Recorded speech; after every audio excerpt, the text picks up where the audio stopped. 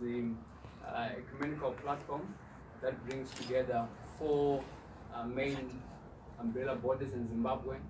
That includes the Evangelical Fellowship of Zimbabwe for the Evangelicals and Pentecostals. We have got the Zimbabwe Catholic Bishops' Conference, that's for the Catholic Church and Catholics. We have got the Zimbabwe Council of Churches that represents what we normally refer to as mainline Protestant churches. Then also we have got UDA Caesar, a Union for the Development of Apostolic and Zionist Churches in Zimbabwe, Africa, that also represents Apostolic within our collective of Zimbabwe heads of Christian denominations. So with me are my colleagues, fellow secretaries. We have got on my immediate left, Father Frederick Chiromba, General Secretary for the Zimbabwe Catholic Bishops' Conference. Then next to him, we have got our current Executive Secretary for the ZHOCD, who is also the General Secretary of the Zimbabwe Council of Churches, Reverend Dr. Kenneth Mtata. One of our colleagues has been delayed, Reverend Edson Chakai is General Secretary for UDA Caesar. So just to give a recap again, ZHOCD is a platform that brings together the four main umbrella bodies on national engagement, on national responses that involves the ecumenical of the church as a collective. We have been active since early 2000, and currently we have been working on processes around national dialogue, national engagement, economic recovery, issues of reconciliation, and also part of ensuring that we've got a constitution that we are also adhering to. You may recall that in 2006, the collective was able to spearhead the process that resulted in a discussion document that was entitled the Zimbabwe We Want Towards the National Vision and Values Discussion document. So our work has continued since 2006 to date, and now I'm just going to hand over to Father Chiromba, who is going to give us a bit more in terms of where we are coming from, where we are now, and then we can then be able to then see the proceedings. Thank you, Father Chiromba. Thank you, Pastor Makwara, and thank you for coming. The Zimbabwe Heads of Christian Denominations met in Bulawayo this year in the month of May, where they put together a message or a statement they wanted published. But since that time, the heads of Christian denominations have been working on that statement, how to put it across. It is only yesterday that the executive committee of the Zimbabwe Heads of Christian Denominations met here actually in this building to finalize that statement. And what we have been doing this morning is to go to the various political leaders, particularly the two main political parties. First of all, we met the leader of the opposition party, the Movement for Democratic Change, Advocate Chamisa, to present to him a summary of this message, but also leave him a copy of the full message. And after meeting him, we then went to the President's office, where we did the same, presented a summary of this message from the heads of Christian denominations, and also then left the full message for the President to read in his own time. We will be expecting responses, from both parties to this initiative. But for the purposes of this press conference, you need to hear the full statement which Reverend Mutato will read. Our statement is not too long, but we thought it's best we read it in its entirety so that it's not misunderstood. You will get copies after this. So if you cannot get some of the aspects, I think we can engage for clarification. Call for national Sabbath for trust and confidence building, 7 October 2019. We, the leaders of the Zimbabwe Heads of Christian Denominations, made up of the EFZ, UDA Caesar, ZCBC, and the ZCC, met at the Africa Synod House on the 7th of October 2019 to consider the currently unfolding national crisis in its totality and to propose that what we believe is a comprehensive but sustainable solution to it. We have prayerfully come to the conclusion that in light of the current political paralysis, deepening mistrust, and dehumanizing economic decline, the nation will need to take a bold decision to address the root causes of our national challenges that have a very long history and will not be fully resolved by one entity. In this light, we are calling the nation to Sabbath on all political contestation for a period of 7 years to allow for the rebuilding of trust and confidence, reset our politics, and chart a shared way forward towards a comprehensive economic recovery path in a non-competitive political environment.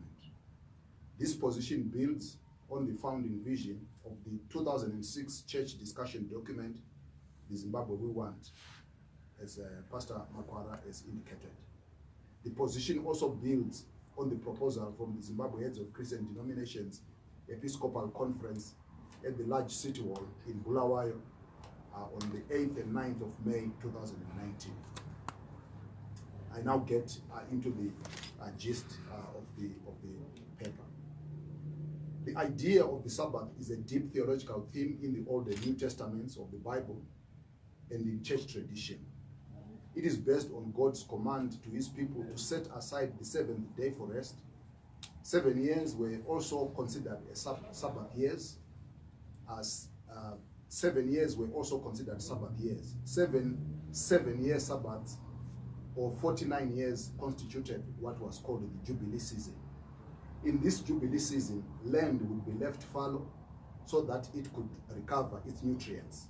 Debts would be forgiven, new relationships would be built, and God would bless his people. Since its independence in 1980, Zimbabwe reaches a Jubilee year in 2029. The nation could use the coming period to usher in a true Jubilee for the nation by removing all political contestation from the land and focus the period on healing past wounds, recover the economy, and build a new political culture of cooperation focused on nation building. The current deteriorating economic crisis, which is characterized by systemic corruption, shortages of fuel, prices going out of control, and collapse of the health sector, needs to be built from the ground with everyone's support. As we are meeting, doctors are on strike, and other workers, such as teachers, are threatening the same, as they find it difficult to make ends meet with their current remunerations. According to the ZimVac figures for 2019, an estimated 7.7 million Zimbabweans are in need of food assistance due to drought. Malnutrition and the interruption of basic services such as health and education may have both immediate and long-term negative impact. When this is combined with high levels of unemployment, stagnant salaries, and the loss of buying power of salaries for those who are still employed, one can only conclude that Zimbabwe needs an urgent and holistic solution in which grassroots, organized society, and political and policy sectors should contribute to and own. The current political paralysis and logjam, characterized by the failure of the ruling party and the main opposition party to find a workable collaborative model, is an issue of great concern. The fact that the two main political parties remain stuck in post-election mode and will soon embark on a new election mode means that Zimbabwe is unlikely to realize any meaningful engagement between these parties towards a shared constitutional alignment agenda. Without a shared approach to national processes, the efforts by one are undermined by the other, while any positive contribution towards the national good by each is read only within a party political perspective. We foresee that whichever political party wins an election, the paralysis will remain. If the opposition parties do not learn, if the current opposing parties do not learn how to collaborate, it is the people who will continue to suffer if as a nation we fail to establish some unity in diversity. Zimbabwe has not yet undergone healing from the various periods of national hate, while recognizing the efforts of the National Peace and Reconciliation Commission, the failure of the nation to fully bring healing and the mutually acceptable closure to the long past, immediate past, and recent past means that the hatred fossilizes and the propensity for revenge grows. Casual references to ethnicity as the organizing principle for political mobilization threatens national stability in ways many may not be aware of. Having looked at all these issues in a holistic fashion, the church leaders have observed that the current environment does not allow for any meaningful political reforms, nor is it conducive for an inclusive economic participation for ordinary citizens. Such an environment of toxic political relations also renders our international re-engagement process futile, which international isolation inhibits investor confidence and slows economic growth. Such a polarized environment weakens respect for national institutions such as the courts, the police, and the security sectors. Once such institutions are viewed as partisan and lacking in independence, it becomes impossible to elicit cooperation among the policy and political actors to drive a national reform process in the best interest of the nation. The church leaders have also realized that since 2000, election periods have been characterized by violence and paralyzing polarization, and have helped to provoke high levels of mistrust. On one hand, the ruling party has blamed the opposition for selective recognition of electoral processes and for celebrating when the results go in their favor, while crying foul when the results go in the favor of the incumbents. On the other hand, the opposition has continued to point to gross human rights violations and the skewed political playing field. Different observers and independent commissions have raised the need for a broad-based and comprehensive national dialogue to find lasting solution to these challenges and mutual accusations. What has not been proposed is the environment conducive enough to allow for such transformative national conversation to bring hope. It is such a solution the church is humbly proposing to the nation. While all the political bickering is continuing, the basic concern for the ordinary citizen across the political divide is to get on with their personal development. In the current context, citizens have grown weary from struggling against the never-ending waves of electoral polarization that undermine their hard work, disrupt community building, and erode progress. The danger is that the more citizens lose confidence in democratic processes, such as elections, the more apathetic they will become, and the less representative political offices will become. We must rescue this situation by providing not yet another piecemeal solutions. What we need is a proper break with the current paralysis and move towards a real renewal and transformation. It is in this light that the church leaders are proposing a national 7-year Sabbath period for the purposes of A, establishing an emergency recovery mechanism to address the dire national situation, especially for the most vulnerable communities. B, rebuilding trust and confidence by healing all hurts of the past. C, developing a shared national reform agenda to deepen our democracy.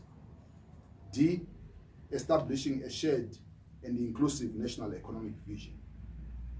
The Sabbath proposal entails suspension of the constitutional provision of elections, but such a deficiency will be redressed through a national referendum. The national referendum question would seek to ascertain from all Zimbabweans whether they agree with a proposal for a 7-year suspension of all political contestations for the sake of rebuilding trust and confidence by healing all hurts of the past and sharing and executing a shared constitutional and political reform agenda and establishing and implementing a shared national economic vision. The church leaders are not proposing any detailed government structure for the Sabbath season. Such an implementation structure must emerge from a process of consultation of all citizens at different layers of society. The structure will take into consideration the institutional and systemic requirements to achieve the objectives and safeguard the outcomes of the Sabbath.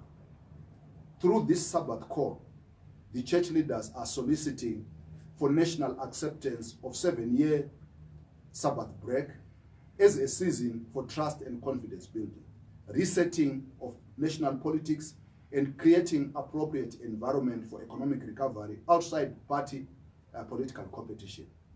The assumption is that once the principle receives national acceptance through a referendum, a consultative process to design the operationalization framework of the Sabbath season will be established through a broad-based and comprehensive national dialogue involving all levels of society. Taking into consideration that the Sabbath call is a holistic and long-term process, but also being aware that we are currently faced with a national humanitarian emergency situation, we as the church commit ourselves to upscaling our efforts towards health, education, development, and humanitarian assistance. In the same vein, we are calling upon all political actors, state and non-state actors, to respond to the immediate need for humanitarian assistance and social services to alleviate the suffering of all Zimbabweans. The statement closes with a reading from scripture in Isaiah 43, verse 18 to 19 and verse 25. Do not remember the former things or consider the things of old. I'm about to do a new thing. Now it springs forth. Do you not perceive it? I will make a way in the wilderness and rivers in the desert. I am he who blots out all transgressions for my own sake, and I will not remember your sins anymore. Thank you. Amen.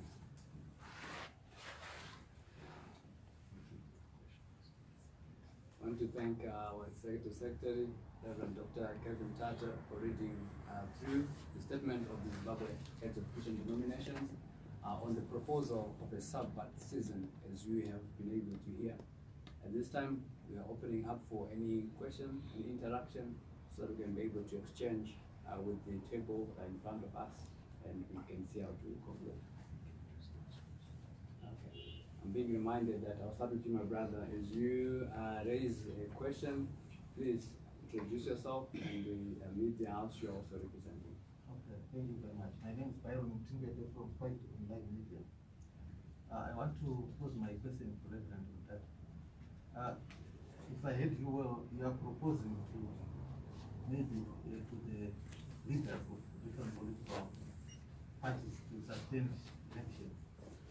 But I think, in my opinion, the key contestation is around the political leadership.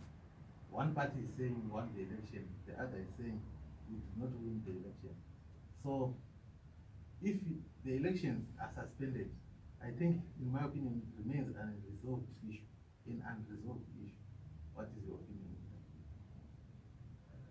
Yes, I think my colleagues can also answer that question. But I think what we are proposing is that we are calling for a suspension of political contestation in a broader sense, but specifically referring to elections. What we are asking is that, is it possible for us to focus on the full and holistic process of healing broken relationships? Because this is what we are actually struggling with. Is it possible that we can focus on a development agenda in which politics plays a side role? Could we focus on a national economic recovery agenda which is informed by convergence rather than competitive political environment? Yeah, at face value, this appears like a very radical call, but what we are looking at is that if people are hoping that at one point such a competitive political environment is going to provide solutions to the challenges Zimbabweans are facing, I think we can wait for a very, very long time. So what we are seeking, and I think we will have to test this with many citizens, but we have a sense that many citizens are tired of continuing in this political cycle, and what they want is to see the improvement of their lives. And if we can find an alternative, what we have provided as a church is an alternative narrative.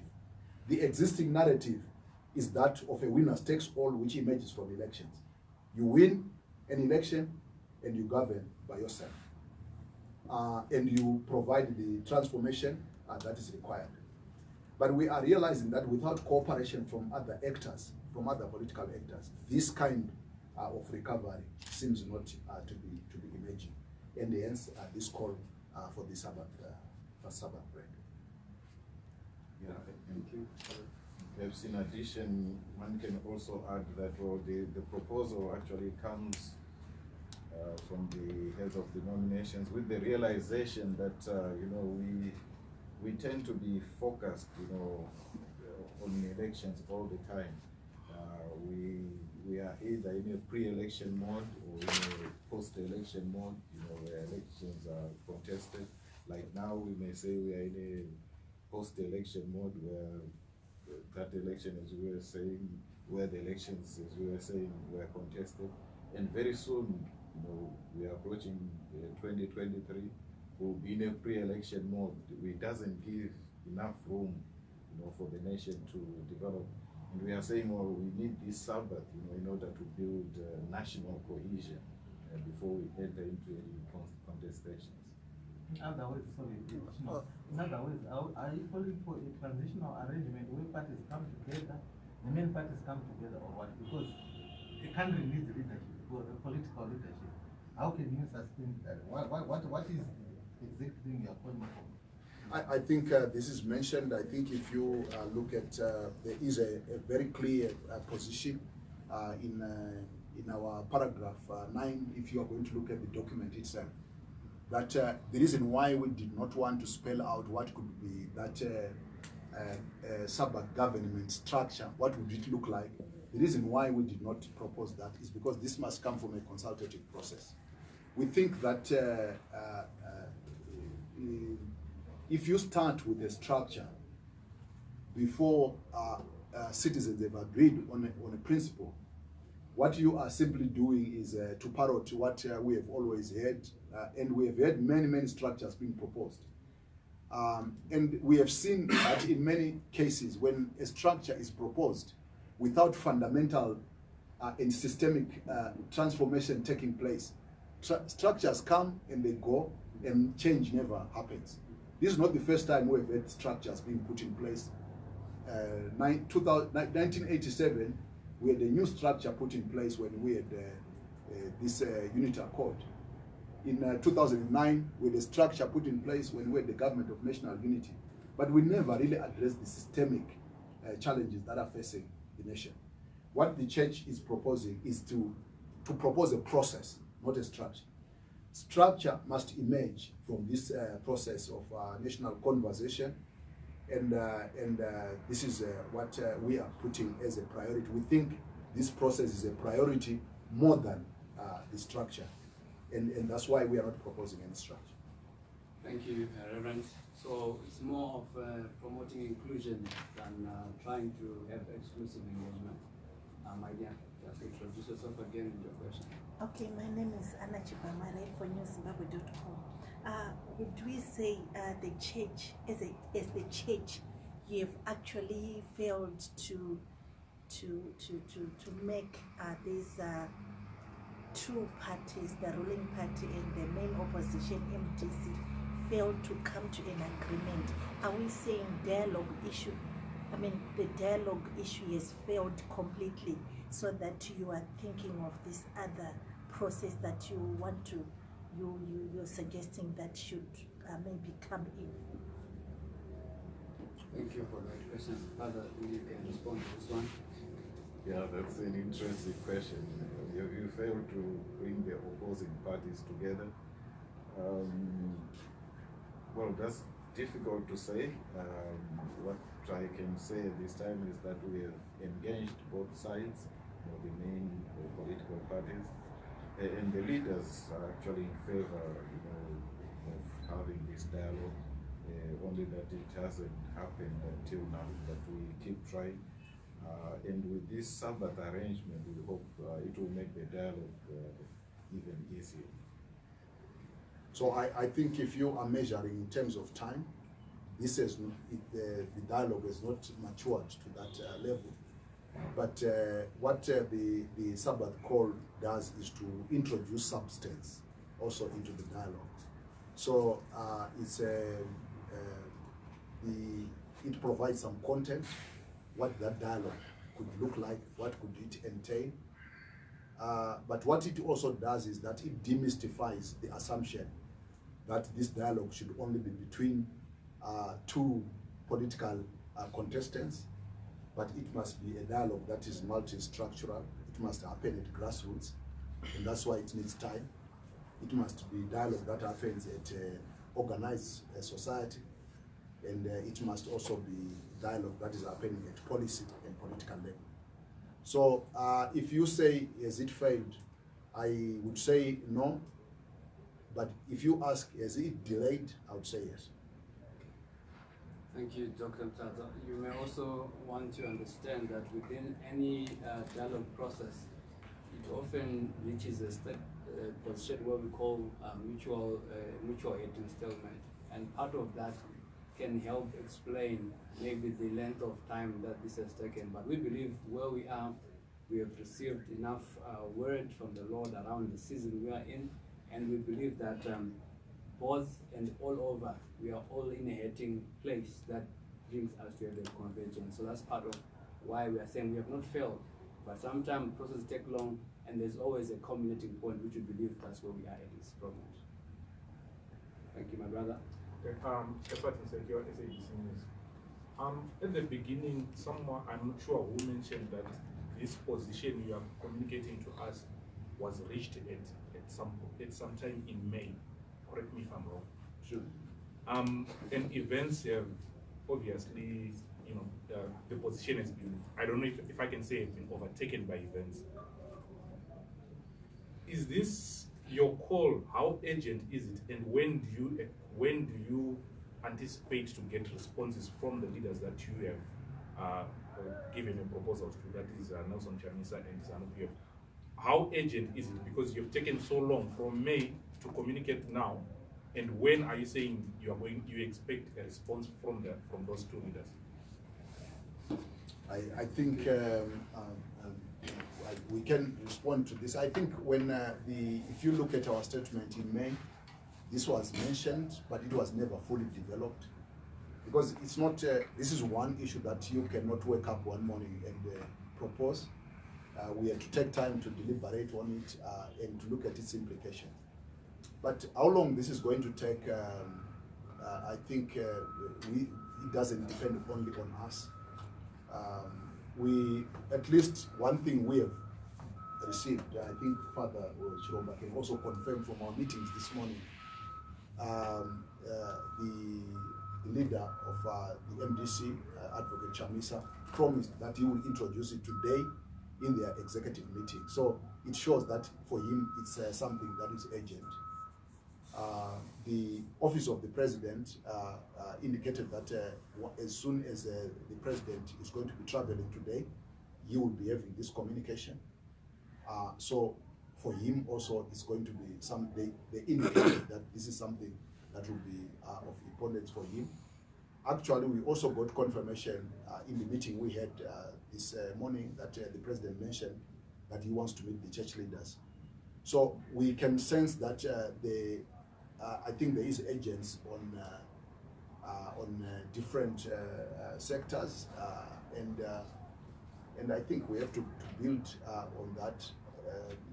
What we are trying to do is to provide a narrative which everyone can locate themselves going forward. Many of the available narratives have an exclusive future.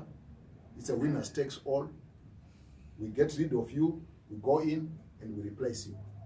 What we are trying to offer is a narrative that is inclusive, that brings everyone on board. And we think it is attractive enough for everyone to take up. The good thing is that we have not prescribed mechanically how it looks. So it is something that is urgent, that we will start to have representatives from both political parties who will start to flesh out such a process. But I think my colleagues can also make a contribution. So, that's all right. Thank you. We're almost winding, so I'm going to just allow these two, and then we can be able to wrap it up. So. Yeah, I'm Columbus Mavunga with VOA TV. Reverend Tata, you say there was a buy-in from Nelson Chamisa. I wouldn't be surprised. He's not in power. When you deliberated on this, I'm sure at some point you said, okay, how will ZANU-PF buy in when they are in power? And share with the Mbabik. How do you think that they will be convinced that they can step down and be with everyone? Yeah, I think whenever you are addressing national questions, there is no one who is insignificant to the engagement, because everyone brings certain capital, and I think that you think the opposition is in a weak position so they can embrace everything. I'm not sure if this is the case, but also to assume that the government of the day would not be willing to engage everyone so that we find a lasting solution. I don't think this is the case. We at least, if our reading is correct, there's a growing consensus that we need to find a model that is going to work and that is going to include everyone. People may give it names, but at the moment, I think we are realizing that we are in a paralysis. Things are not moving at the pace they are supposed to move. People are suffering. We can't continue like this. Anyone who is worth their political salt will not want us to continue in this way. And therefore, there is openness that we find this lasting solution to the current situation. So our reading is that there is openness across the political divide, and I think we must ride on this. We are thinking that this solution is not going to be short-term, and that's why we are calling for a long-term solution. And that's why this positive sentiment that we are getting from across the political divide is something that we can build on. Yeah, where there is a will, there is always a way. Last brother to contribute. Well, just have two questions. Again, please. I would like to hear from you. What is the end result that you would want to see in the political setup? Is it a government of national unity? Because obviously, with the background that we have seen in here, no party is willing to let it go. Yeah. So, are you seeing a government of national unity from your side? Number two is, have you engaged any regional diplomats, SADC or at the continental stage about this proposal from you?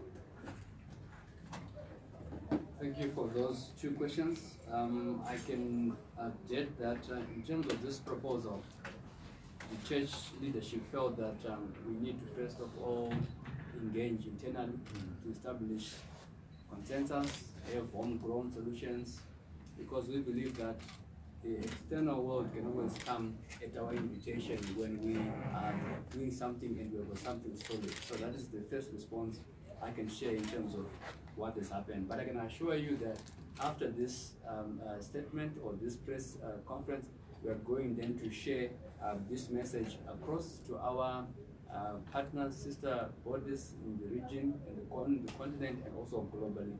We will also then be able to then do the political necessary engagement with the SADC, the AU, and also other arms of a similar nature. So that is just to respond to the second question that you have mentioned. In terms of what are we looking at as a GNU, I can say that we are not necessarily looking for a GNU. What you are looking for is you're looking for a working solution that comes from us as a collective. Whether you call it Government of National Unity, whatever name you give it, what is important is the substance. Are we able to say across party, because most of us are not only politically active. Some are active economically wise, socially wise, so you cannot lampoon everyone in a political basket. So that is what you must also remember. And also remember, there are about 4 key outcomes we mentioned in this statement. What we want to see, what is the end result? It's not only about the government, but the end result is a shared vision, an economic shared vision, a vision for the whole country as a collective. We want to be able to ensure that there is healing, harmonious relationship within and across all, and even the current efforts being there. We want to make sure everyone is involved in the local and international engagement. The other components you can find that they are mentioned in that within the position of what is the end result. So some may say you are parroting for one agent or a party. It is up to you to conclude, but you should be able to trust and follow the process to see what is it that the Lord has given us in this season as we seek to bring the nation together. Brethren, can also comment on those two. I think this is very important response, Pastor Makwara, because I think it's one thing to look at the end product as a structure, but I think what we are calling the nation to do is to look at the end product as the content. What should the end product do? What should it enable us to do? The end product must enable us to help Zimbabweans reconcile. The end product must enable us to chart a shared national economic agenda in which everyone is going to contribute. This end product must enable us to entrench our constitutional democracy and to give us rest from abrasive and toxic political contestation. And I think if we focus our engagement on content rather than on the structure to deliver this content, I think we will have fallen into a trap. And I think this is what Pastor Makwara is emphasizing, and this is what we are going to be driving. This is what we are going to be campaigning for also among citizens, and hopefully the media is going to contribute in communicating the same message. Thank you. Thank you. Ladies and gentlemen, can only be said that we are so grateful that the Lord has allowed us to gather in this manner. And our prayer is that may the Lord remember this nation, including you and I. May the Lord bless us even as we part ways. Thank you. This marks the end of our press conference.